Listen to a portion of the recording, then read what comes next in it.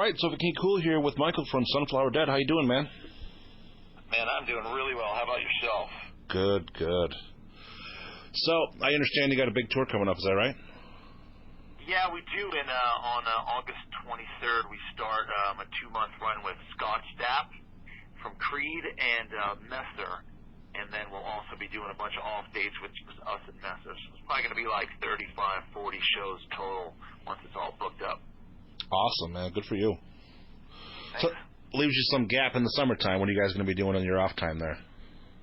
Well, we don't really have any off time, so we are writing a new record right now and working our current single at radio, getting ready to do that. So it's just there's just no time off. It's just constant work. It's not like the old days where you could be like, okay, now we're in touring mode, now we're in writing mode, now we're in recording mode. It's just everything all at once, all the time.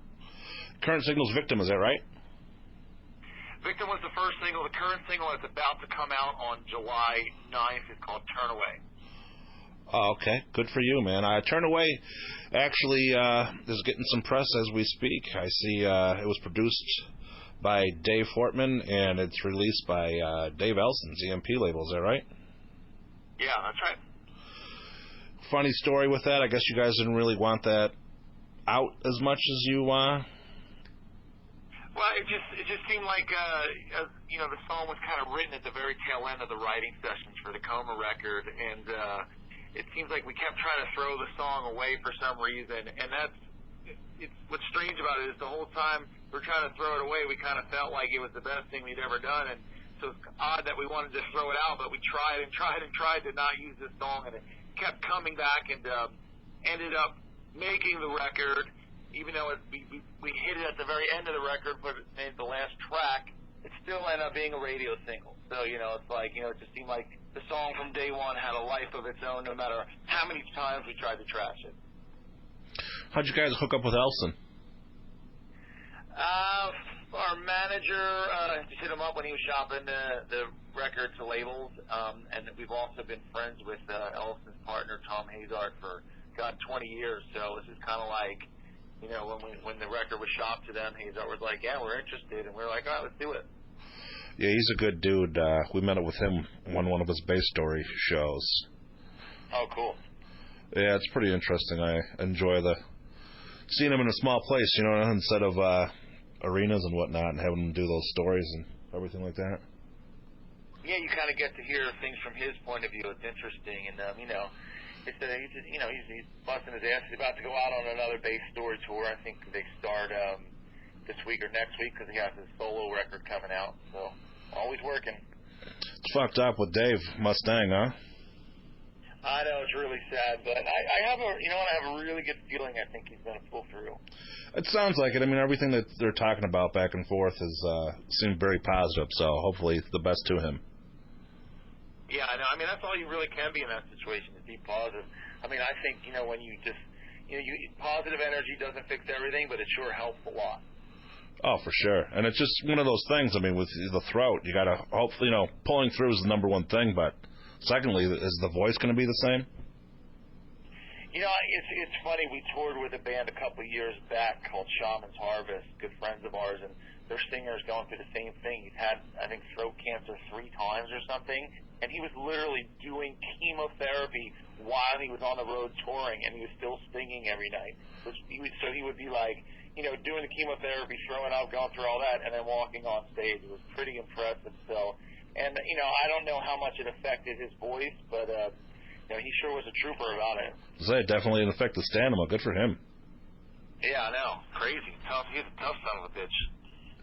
Now, speaking of touring, I mean, you guys toured with some big acts, is that right? Yeah, we've toured with everyone from Korn to In This Moment, Hell Yeah, Avatar, lots of big acts, lots of opportunities over the years as we were growing, so we've gotten a lot of exposure. But now, this version of the band is it's a rebirth of the band. We used to have makeup and whatnot, or more like kind of look like Kiss, and now we're makeup free, and the songs in the new record is definitely a lot more serious, and the lyrics are more emotionally weighted. So it's kind of like, rebranding the band. So it's taken us a minute to get everything going to the point of where we are now. You know, songs on the radio, tours booked, everything going on for us. But it's been quite an overhaul session, that's for sure. You got to get tired of that shit, though, right? I mean, putting on the makeup and all that, it had to have been just a pain in the ass. I mean, I guess, you know, if it made for fun shows. You know, I had no problem doing it. But, you know, the reason we took it off was simply because I did not feel that people were really hearing the music we were playing. I think they were just seeing the clown show, and they weren't, you know, a lot of people weren't digging deeper, and that was starting to frustrate me because I always feel like I have something more to offer artistically, and so it was time to kind of strip all that nonsense away and just basically force people to see that we have something legitimate to offer. Well, you know, I mean, to listen to your music, I mean, you guys definitely don't need the gimmick of the makeup. The music itself stands for itself. Awesome. Yeah, especially on this new record, I agree with that. You know, we're real proud of it. It was a difficult process to do it, but you know, we're happy with where we are as a band right now and the members and all that. Well, I mean that, and you know, as you're getting older, I mean, do you want to keep on doing that shit every single time you go out there? You know, I mean, when I talked to Doyle, it's a process. He won't even go out until he puts on that couple hours of makeup he does to get that shit ready. Oh yeah, it's a process. You know, I mean, my thing is if it's working and people are having a good time and the crowds are coming and you have the ability to do it, you do it. You know, if it was something for us that it worked to a certain point and it had kept going and growing and we had felt it was the right thing to do, I would have had no problem doing it. You know, because it was always fun. We kind of turned it into like our war paint session when we would get ready. You know, get ourselves all hyped up. We'd be Blair Molly crew and stuff every night on the RV and just getting ready as a group. And the other thing with us is we were never like one of those like mysterious bands. Like we didn't have a problem being seen without the makeup, so it's not like we had to have it on to do anything. Right. I mean, it just was for fun, you know. But we're just in a much more serious headspace right now. I think the thing about us, in fact, I know the thing about us is the only thing we're ever going to promise anyone is we're pretty much going to be where we are at that moment. So right now it's makeup free, and I would assume it's going to stay that way for the long haul, but maybe tomorrow we'll change our minds and we'll show it with makeup. You know, that's kind of us. We're only going to be where we are at the moment. That's it. So when can we expect a video for the new single? It's actually out now. Kerrang debuted it about 2-3 weeks ago, so it's out now on YouTube. And it was directed by Matt Zane from Society One. Matt is an amazing video director, incredible vision, incredible skills, and I brought him my vision, and he knocked it out of the park. So it's out there now, and it's getting views and doing well for us. What's that like now, doing videos? I mean, knowing that they're going to be only on certain platforms. It's more of a social media platform than what it is. I mean, with MTV fucking, I don't even know if they show videos anymore, you know what I mean? I know, right? You know, it's just, the videos work great for you because it's like, you know, it's not the same thing it was, you know, being on television, but it's on all the social media platforms, and it gets seen, it gets out there, it gets shared. You know, you get a little bit of money from it, nothing crazy, but, you know, you do at least, you know, get paid for those clicks. And it's just another tool to keep your name out there. That's the way I look at it. You know, you don't have to spend $500,000 to do a good video anymore. Not that you should cheap out, but you don't need those huge budgets to get great results anymore. See, the one thing you brought up is the sharing aspect. I mean, that's one thing that's fantastic for me to go ahead and check something out and be able to send it to my friends or throw it on one of my pages or something like that. It's got to be a great thing for you guys as far as getting it out there. Yeah, I mean, it is great. You know, the only problem with all the social media is that it also is kind of like a great equalizer in the sense that there's so much white noise out there that it's very hard to break through. So before, if everybody was going to record stores and reading magazines and watching videos, on MTV, you know, that's the choices they had to pick from. But now everything is lumped in together with everyone, so everybody's fighting for that same space. So it's a lot of information coming at people. So I think people are still a big loss of not sure where to go to find stuff because there's plenty of places, you know, saying here's a new artist, here's a new band, check this song out. but people are just confused because it's not as easy as it used to be. Even though it technically is easier, it's just like too grand of a thing right now, the internet. So it's got its pluses and minuses. Yeah, for sure. I mean, I could definitely see that being a double-edged sword there. It's a unique tool to get out there, but shit, man. You also got people that would never have the balls to do the things with the internet now, you know? I mean, people put comments on your shit where it's fucking outrageous. Oh, man, it is definitely the era of people say whatever they want, regardless. Like, there's no couth, there's no respect, there's no anything. And what's even worse is that once it's written, it's like taken as fact. There's no context anymore. There's just like, it's like, wow, it's really an interesting world. But you know what? At the same time, you know, whether it's 1990 or 2019, you know, when you're in a band and you do music, you're an artist, you're going to do it regardless of whatever the climate is. So it is what it is. This is what it is today. It'll change in 10 years. Who cares, you know? It is what it is. Oh, you can't pay any mind to that shit. It's usually some little asshole anyway. You don't know what the fuck they're talking about. It's just nonsense they felt like typing to feel, you know, important for that split second. Totally. And you know, it's a lot of times, you know, for us, especially when we had the makeup, we would read the comments for fun. I thought it was funny because I expected to get them anyway, and when we started getting the negativity, I was like, well, right on. And I mean, I even had a little thing like this would be my comment, my, you know, Rip on Sunflower Dead comment of the week, and I would grab it and post it on our social media. So we had fun with it, but you know, it is a little ridiculous how everybody feels so free. It gets a little crazy when you start getting, you know, death threats, or someone says, I'm going to come to your show and try and fight you because I don't like the way you look. And, you know, that's you know, there shouldn't be violence associated with music anyway or anywhere. But, you know, I don't really feel that we're the type of band that you should threaten. You know, I think sometimes people might hear a lyric or hear a song and think, we're a different type of people than we are. So yeah, let me put it that way. But I will say this, you know, we haven't had anybody actually show up the show and try to do anything, but we have gotten threats for sure. Well, that's what people, you know, those people, all they do is they're going to threat over the internet, man. You know, no one who writes that kind of shit would ever go somewhere and say that to someone in reality. You know what I mean? Never. And thank God, because you know what? There should be none of that anywhere. It's just such a waste of time. But that's the world we live in. Well, you know, a concert, that's the great escape, you know, regardless of what's going on in your life, the problems that you're having, you go to a show to get away from every fucking thing that's bothering you for that couple hours that you're there, you know what I mean?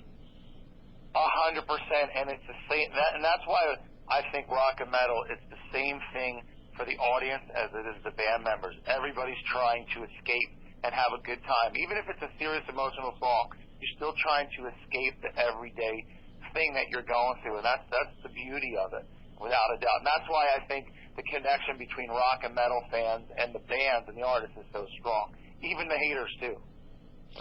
Now, tell me about the writing process. You mentioned earlier that you're doing some writing before the tour kicks off. Yeah, the writing process for us happens all types of different ways, you know, whether it starts with a vocal idea or a riff or a rhythmic pattern. You know, we're kind of like wide open at this point, wherever the inspiration comes from. The only thing we do is we have a little box we try and stay in. Like, I know we're always going to be aggressive, never quite like 100% metal, but we're always going to be aggressive and groove-oriented, because that's important to us, to always have those big pummeling, catchy grooves. I always want to have, you know, super catchy vocals. I mean, I could take the vocals a totally different way and make a certain type of fan happier, but I want to have the catchiest vocal that means the most on my record. So that's where we're going for. You know, so we have a box, but, you know, inspiration-wise, we're open to anything, and it comes from everywhere. I mean, it hits at all times, especially when you're on the toilet. I don't know why. And maybe your mind goes blank, and you're just like, all right, cool, you know, and all of a sudden, I get a phone call from my guitar player. I got this song idea, I'm on the toilet. I'm like, on the toilet again. That's where it comes. Now, back to the newest single, Turn Away. I mean, it has such a strong anti-suicide theme. Has that ever touched you in real life? Yeah, I mean, I've never, you know, attempted suicide or anything like that, but I've suffered with depression and social anxiety and things like that, so I have a deep understanding of of that kind of suffering. Now, I've been surrounded by it. I've seen, I have family members and people associated with me that have unfortunately committed suicide, and though Turn Away was not purposely written to be that, it was a kind of song that just happened, especially lyrically. The lyrics just were almost like presented to me, like they just came out. And then when I read it, I was like, wow, this is an anti-suicide song. This is a don't give up. There's something else, or at least try not to give up. But it is something that I care deeply about, and I've gotten a lot of emails from people expressing to me how much the song means to them, whether it's because of them going through something or them losing someone to suicide, or just being at a tough time in their life and not wanting to give up. You see, that as an artist, that's got to be the best feeling in the world, is once you start getting those comments about how that song meant so much to them. I mean, it is mind-blowing, because a lot of the times, from where we sit, you can see the social media stuff, but the way social media works is, when you put out a post, the social media platform crushes the post. So you might have 50,000 followers, but only 500 are going to see your post. So, you don't get a lot of reaction a lot of time. But when you get these, long emails or letters from people, expressing how your song or your music or your lyrics is helping them get through their life, that's pretty wow. That's the moments where you go, okay, this wasn't all in vain. This is meaningful to people, and that's really why you do it at the end of the day, is to connect with other people. I'm not very good at connecting with people, in person, in social groups, but I'm better at connecting with people from the stage when I sing and when I write music. Have you performed the song live yet, or no? No, the first time we're going to do it is on the Scott Stapp tour. See, that's going to be interesting when you got such an emotional track, is to see the crowd actually reacting to that stuff, especially when it connects with them and the way that you were discussing.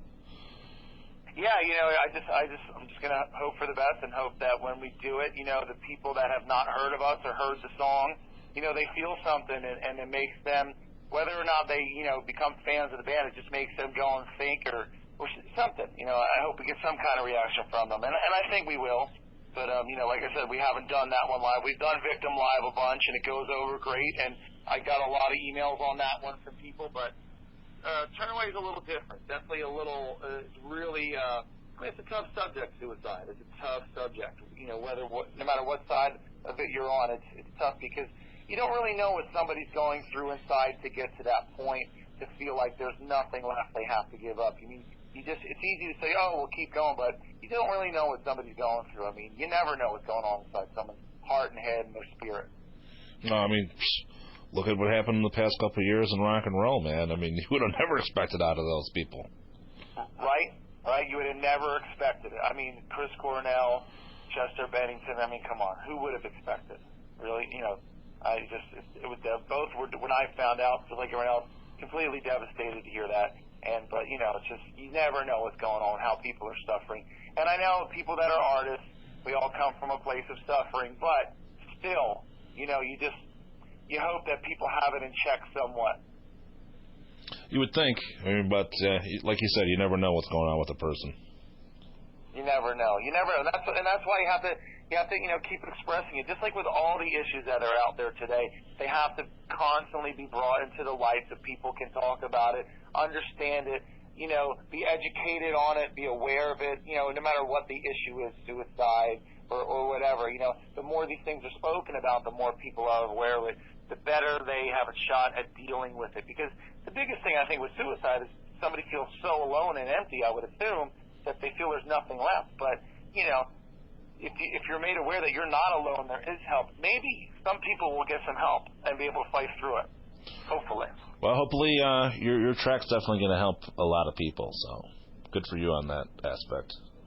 I hope so. And it's a great song. So you got both going for you. Now, people want to follow up. They want to get tickets for the tour. They want to hear the new songs. They want to see the videos. Where are they going to go? What are they going to do? So the the easiest place to go is sunflowerdead.com, just because it literally has everything you're talking about, whether you want to hear this song or other songs or get tickets for the tour. All the links are in our tour section. Okay. But, obviously all our other social media, Facebook, Twitter, Instagram, Fans in Town, YouTube, you name it, we're on it. We're there all the time. If you email us, I will respond at this point. If it gets overwhelming, in a couple months, that might be a bit different, but right now, I'm still able to respond to everyone pretty good. So, but, all the social media, we're always available. We're not a band that hides. Even when we're at the shows, you can come right up to us. No problem at all. Awesome, man. Well, it was great talking to you. I'm looking forward to big things coming from you guys, and I've enjoyed everything you did so far. Thank you so much, my friend. I appreciate the time and the support. All right, man. Take care. All right, bye-bye.